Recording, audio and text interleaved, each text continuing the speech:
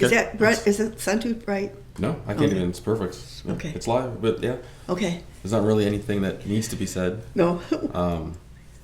But I don't know. Did you have anything in mind that you were thinking about? What was I thinking about? I don't know. You know, Jonathan, I've been thinking about what it's like to be a young person in this world. And then I was thinking, that we had some of the similar things when I was a kid. Probably didn't impact us as much as this world today impacts you guys. But I can remember during World War II, that, and my dad was in the Air Force, Army Air Corps is what it was back then. It was before the Air Force came. Mm-hmm. And there were no men around. It was, except the doctors, lawyers, and Indian chiefs. But the rest of them, I think, had to go to war. And how weird that was. And I'm like, I think of the servicemen, and I was just out at Gowan Field yesterday to get a new ID card. I couldn't get my fingerprint. I'm too old. Really? Huh. Yeah, it's worn out. Anyway. Good time for crimes, I guess. Yeah. And then I'm thinking, but the guy, and what my dad faced and what these guys are facing in some ways are very similar. But it just seems like it's even more evil because... What do you mean? I don't know, the guerrilla warfare, and I'm sure there was guerrilla warfare in World War II, but it just seems, and the devastation, granted they had the atom bomb, but that was pretty localized, whereas if missiles were to be shot, I just hope it hits right here. Just make it quick and easy. And as a little kid, the one thing I remember is Dad coming home, and he had gotten malaria because they were in the Philippines, and he had gotten malaria, and he had an episode when he was home, and could not stop shaking, and I thought, what's going to happen to my dad? Is he, am I going to lose my dad? It was, I don't know, I don't even know why this came into my head, except that I guess I've been thinking about the craziness in our world today. Yeah. And what it's like for young people like you is like, what do you think about? Granted, we're not actively sending troops into war zones, but we're still losing troops. Sure. And you don't have to worry about the draft. Yeah. Yet. Right. You'll hopefully Listen, never let's have hope to. not. Let's hopefully never Hope not. have to do that. Make yourself invaluable. I think that's one of the blessings of I don't think about it too much. Okay. In terms of, it being about me, if that makes sense. Mm-hmm. The most recent thing that's on my mind about that is Israel going into Lebanon very recently, and it's I've taken a big step back from all that stuff, but when I see that, it's I just think about I'm very removed from it. I don't really it's hard for me to put myself into anyone's shoes. Yeah. Because I've just experienced nothing like that. Yeah. And that's I'm grateful for that, obviously. Yeah. But I do think I don't know, I just feel like there's a lot of things that younger people are struggling with, and luckily in the United States, war is just not is is not, it's not one of the main concerns, which is pretty cool. That, yeah. You know, that- it doesn't mean there's like tons of issues, but like, you know, That's not your biggest concern. no. And that's interesting. And probably because we're not actively, I mean, we're not thinking hundreds Right. of thousands of There's not troops, like, yeah. I Yeah. guess there's like 40,000 or something in Israel or the Middle East or Lebanon Yeah. or something. But like, other than that, it's like, you know, I mean, that's 40,000, not Yeah. even, you know, not 400,000, not 4 million. Not, Yeah. and that's still so far away. Yeah. And in reality, we're not really, well, I guess we could be a target. But during World War II,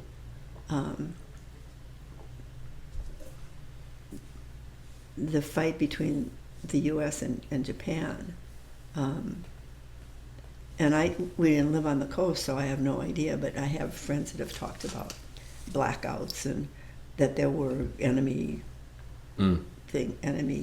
ships and maybe submarines, I guess, off the shore watching us.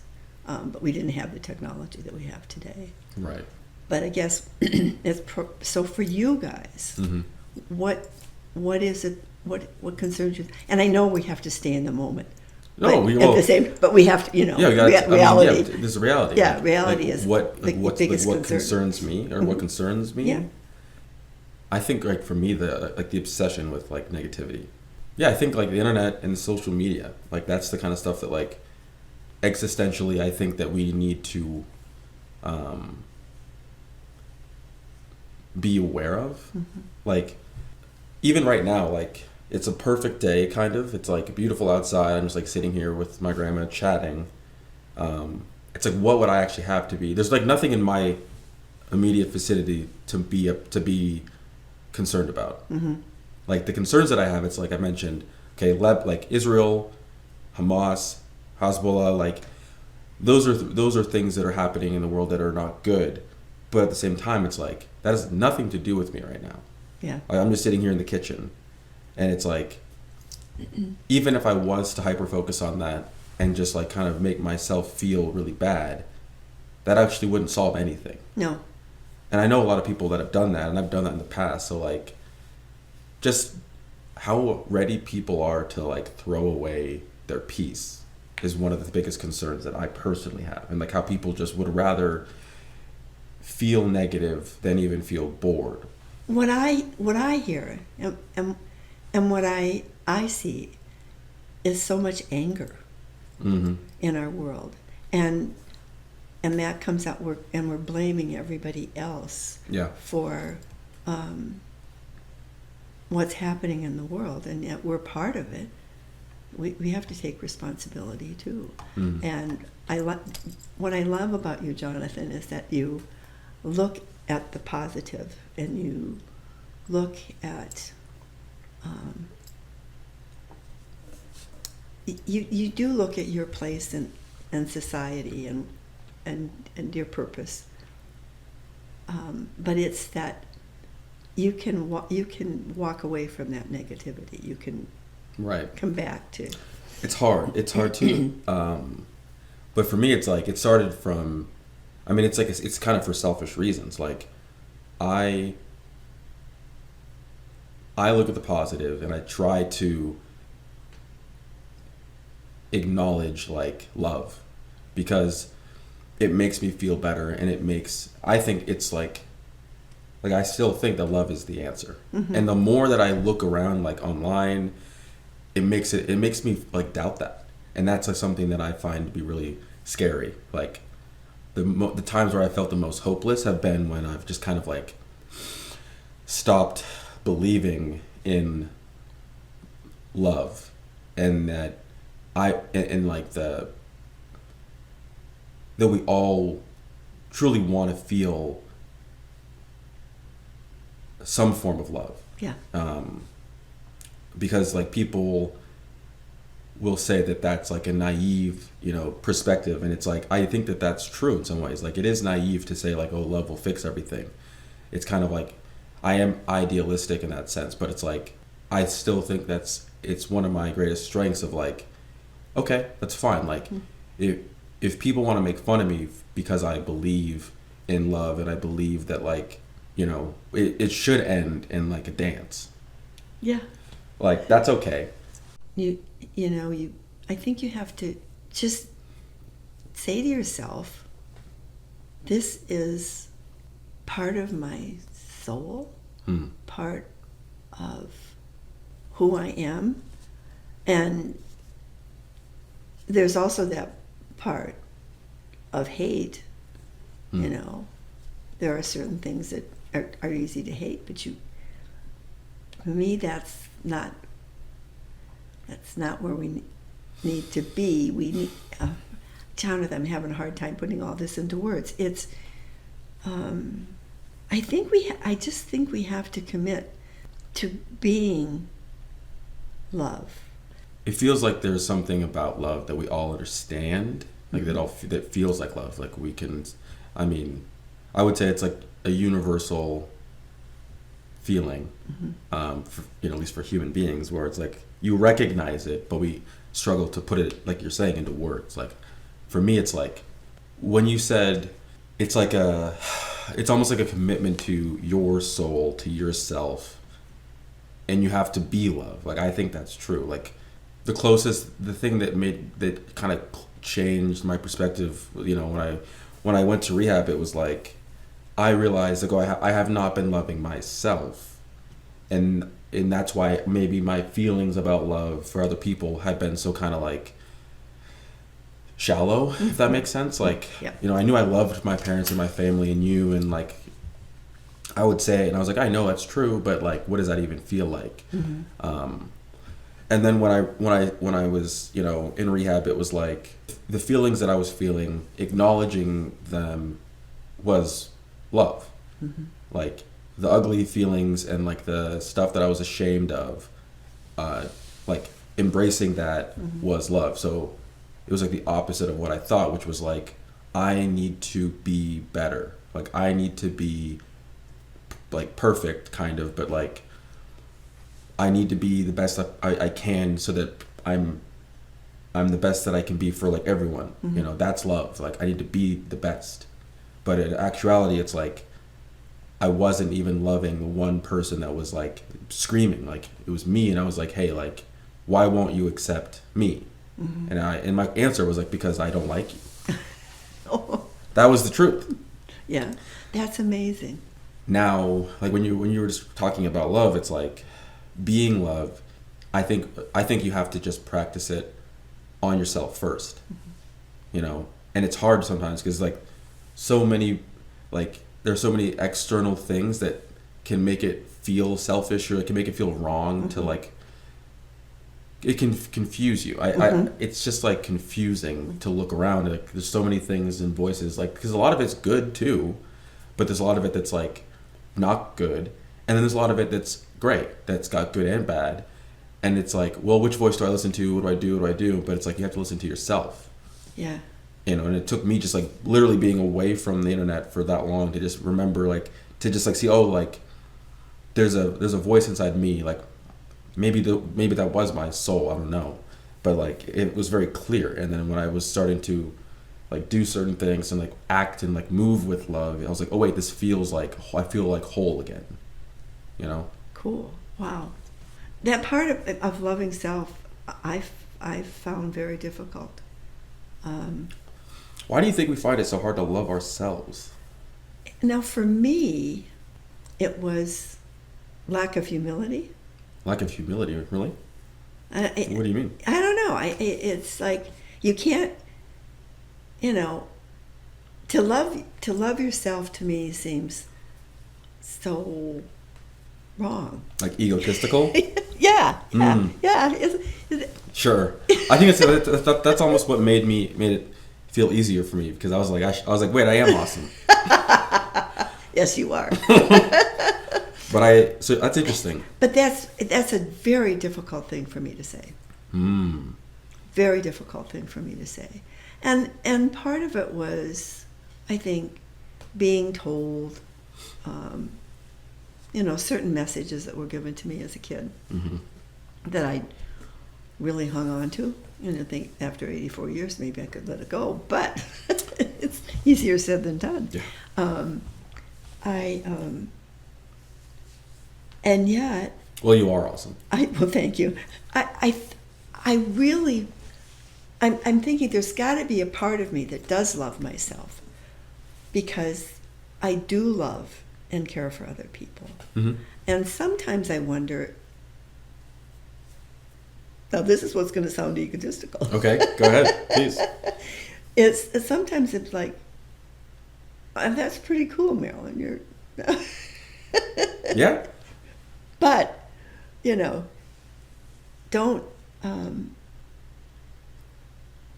take yourself too seriously. What if you? What's like the fear if you do? Oh, guess what? What? I won't be liked. Hmm. And I'll become unlovable. Interesting. So it's like if you take yourself too seriously, you think people won't like. They'll think you are like thinking you're better than them. Yep. And they're like, oh well, I don't like that. I Yeah. don't like you. Yeah.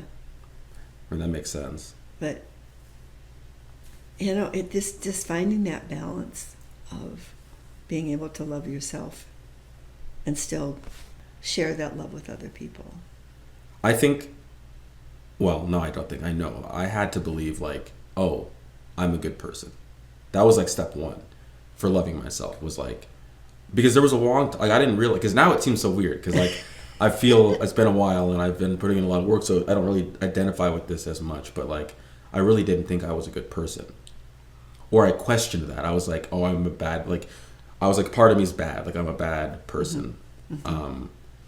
If I was to love that part of me, that's what made it hard, was because if I am bad, to love the part of me that's bad felt like giving it a pass into saying like, it felt like making it more real. Like if I love this part of me that's bad, that really proves that I am bad, because how could a good person like love that?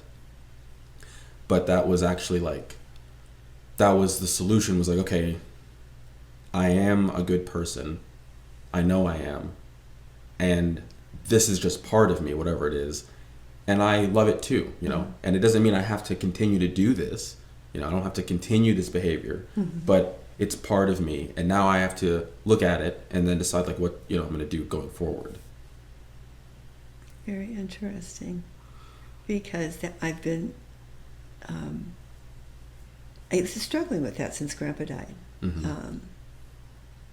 Of what I could have done better, Really? How I could have been more understanding and more empathic, and and I've been beating myself up a lot about it, but I know what you're saying is true. Mm-hmm. It's who we are. We do it, and we do the best that we can do in the moment. Yeah.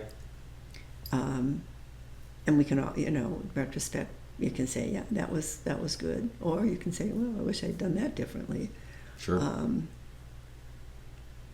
But it's been really hard to love myself during this process of grief. Wishing that. That's got to make it much harder. Yeah, it does. But I also have faith that there's, the sun's at the end of the tunnel. Sure. Where there is light, and it'll be good. But yeah, what you're saying is, just being able to say it's okay to love myself. Mm-hmm. And of course, I certainly would have said that to a number of people. I'm sure you've said. I mean, that. That's for everyone else besides yourself. Exactly. It's like, yeah. Because all this. I do. And I know that in my head. It's right. Let's put that in the soul. It just feels. I think like. I want to go back to that kind of all the world's a stage. Oh yeah. Because I sometimes feel that way. It's Yeah. like, come on, let's be real. Stop pretending that you're someone that you're not. You mean just to in what sense? Like just to be accepted. Okay. So, and there are times when it's probably more related to emotions, you know, it's like overreacting to something. You know, it's like, oh, come on, let's be real. This is really not that big a deal. But what are you doing it for? Is this to get the attention? Why did you say what you said? Is it because you wanted to get attention? And I will admit, I certainly have done that on a number of occasions. Shock value. Put something out there and Interesting. see how people react. You know, Interesting. even whether I believe it or not. You know, just to say it. Stupid. Yeah, all the world's a stage, and it's not that I don't want to be part of it. I just want to be who I am and not trying so hard to be somebody that I'm not. In those moments, did you feel like you weren't yourself? When I look back on it, I do, yeah. In most instances, probably, not always, but yeah. I just become aware of this within, say, the last couple of years. It's like, okay, stop it. You don't need to perform for anyone. Just be who you are. But I look in the world and I'm like, well, are they for real? Right. Like, what's genuine? Yeah. Do you think that there's like something genuine about inauthenticity, though? Yeah, I think there's probably underlying issues. So say you're in a situation, I don't know if this is where we're going. You're in a situation and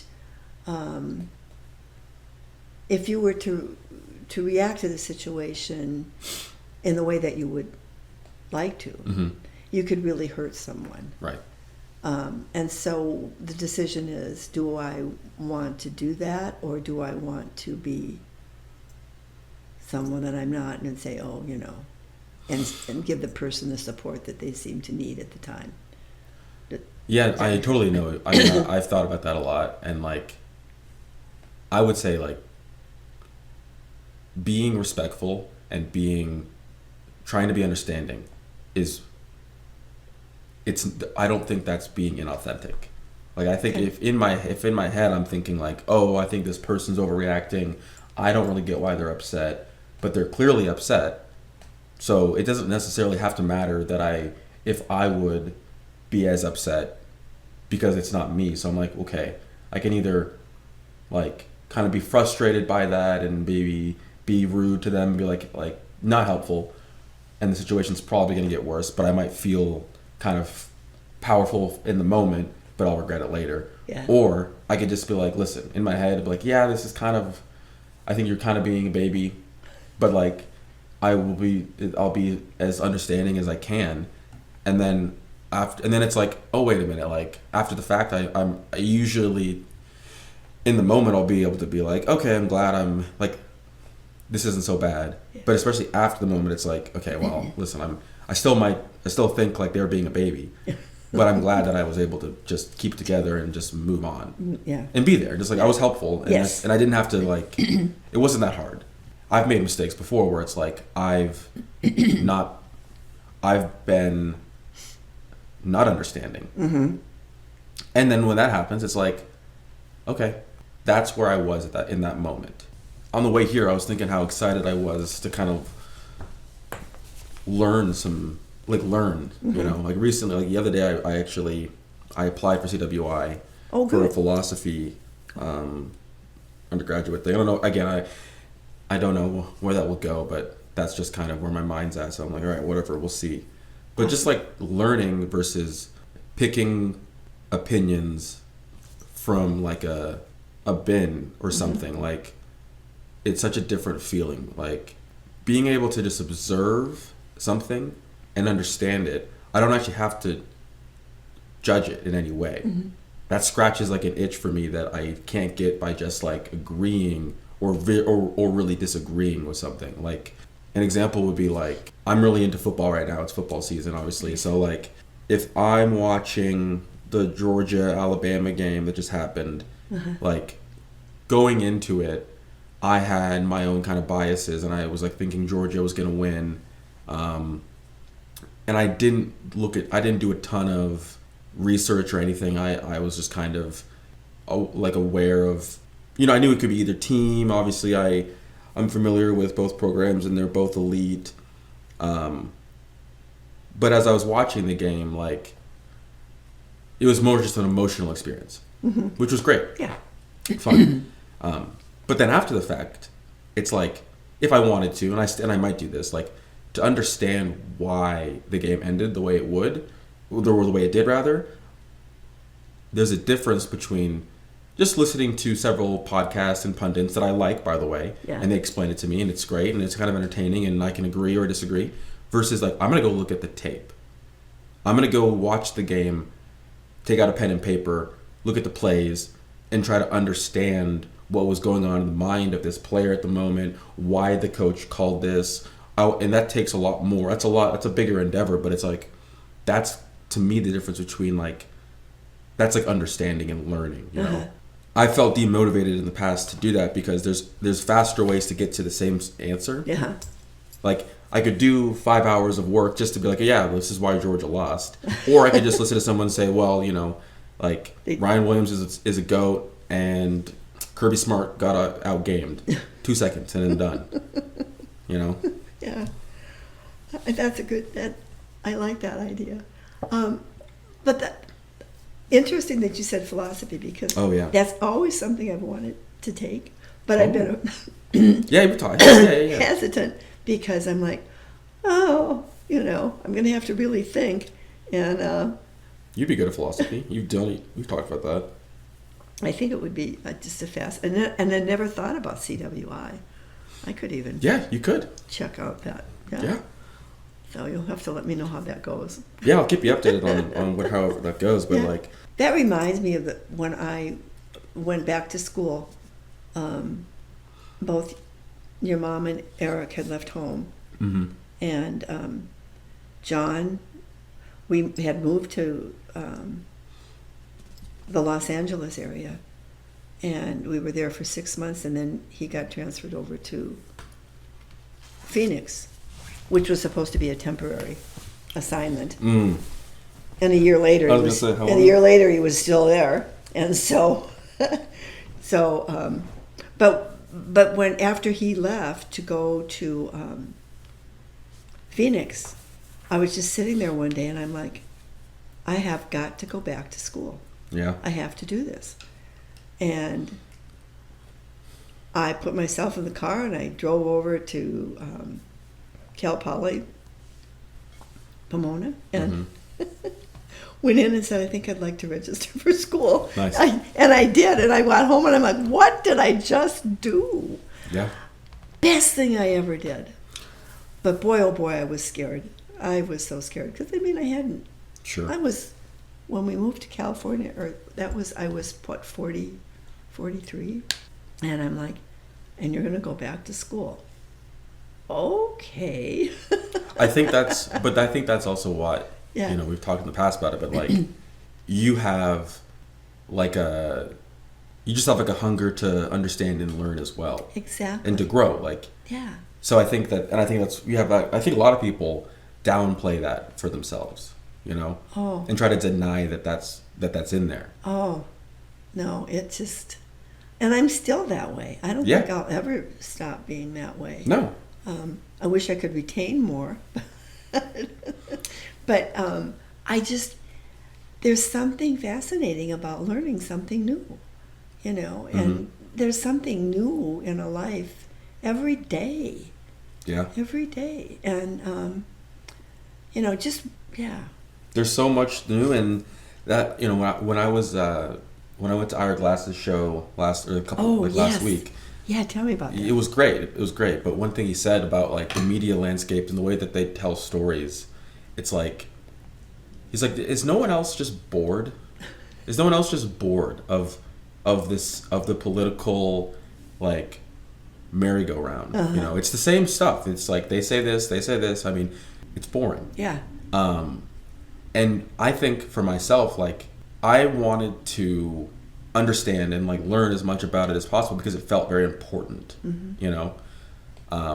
And not to say that it's not important, but there's so much you can learn every day that is actually like there's just more to life. Yeah. There's more to life than like politics.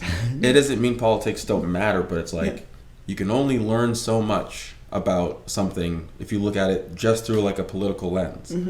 But when like that's, let's say 50%, which is maybe an understatement of like kind of the media that's being thrown at us, it feels like to ignore it feels stupid, or it feels like, oh, I'm doing something wrong. Yeah.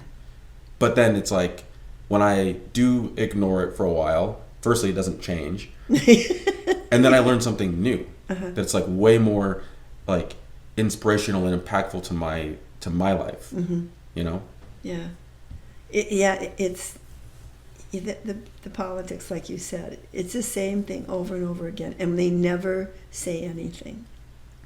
I watched the debate last night. I watched it too. And I was disappointed because I thought Vance did a pretty good job. Yeah, he did. He was pretty sane. He's very articulate. He's very. Yeah. He did, I think, the best he could do with what he was given. Yeah, exactly. But but once again, they were asked specific questions. Right. And they never answered the specific question. No. And that irritates me. And you want me to vote for you. Right. But you're not going to tell me the thing. What I want to know. Right. Yeah. I find that extremely. And I just hate that powerless feeling of not being able to. Yeah. I think the best thing that you could do with like all this with politics is to like cultivate detachment from it. Yeah. Observe what's happening, still pay attention, but I'm still me. I'm still going to do the things that I'm going to do. And that's where people, they get so mad about that. Yeah. They don't like that because like that means that you're kind of free from it. And they're like, you shouldn't be free from it. You should suffer. Like if I was to say like, oh, I'm going to detach from what's going on in the world and just kind of be present in my life, they're like, you know, kids are dying in Gaza, and if you don't feel that pain, you're a bad person. And it's like, listen, I'm sorry you feel that way. You're allowed to feel that way. I know it comes from a place of love, but like that's not helpful. No. You know, so I'm gonna keep doing me, but it's really hard because like you could feel guilty about it. Exactly. Yeah. Yeah. And that if we were to pay attention and put ourselves into everything that's happening around us in the world, we would not have a life. And a lot of people don't. A lot of people do that. I did that for a long time. You know, and it felt like I was just correct a lot. You know, I was like, oh, I'm right. You know, I'm right. I'm so smart. Yeah. You know, oh, I know. I have all the correct takes. Yeah. Like, I know the take on this. I know the take on this. I'm right. But I wasn't actually, like, fulfilled. I didn't feel like I had much purpose because those weren't actually my takes. You know, those were just things that I'd heard that felt good. Yeah. And the truth is, a lot of those things, I think about them and I thought about them more, and it's like I do agree for the most part. Yeah. But it's just like it represents just much less of who I am. You know. Yeah. We're all more complicated than our political takes. No kidding. And a lot of people just decide that they're just going to be their political take. I had an interesting experience.